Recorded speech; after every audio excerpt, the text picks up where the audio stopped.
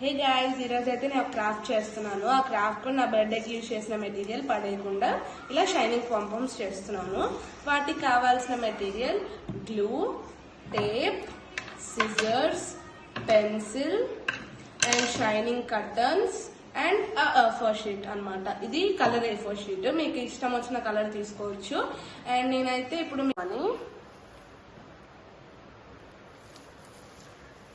And ఇప్పుడైతే మనం చేద్దాము. ఇలా అయితే మీకు ఇవి ఉంటాయి కదా, ఆ కర్టన్స్ని తీసుకొని ఇలా చేద్దాము.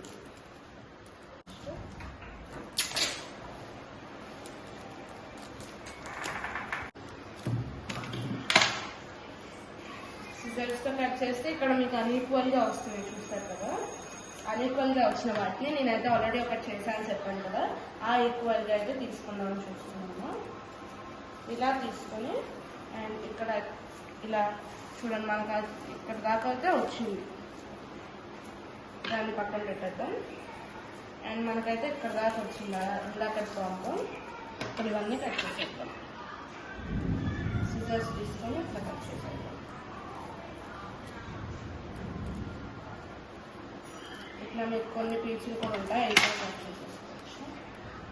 అండ్ ఇప్పుడు చూడండి, మీకు అంతా ఈక్వల్గా లేకుండా మంచిగా వచ్చింది. ఇలా వచ్చిన దాన్ని ఇక్కడ ఏదైతే ఇది ఉంది కదా,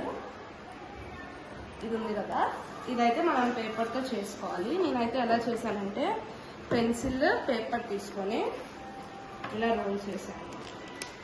తీసుకొని ఇలా రోల్ చేసుకుంటూ వెళ్తాయి. ఇలా స్లోగా రోల్ చేసుకుంటూ వెళ్తాను.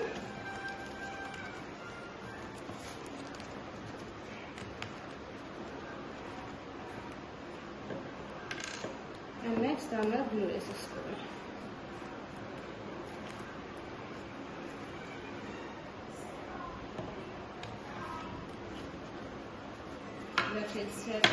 ఇలా అయితే మనం స్టిక్ చేసేసుకొని దీన్ని ఇలా అనేసి దీని లోపల పెట్టేద్దాం.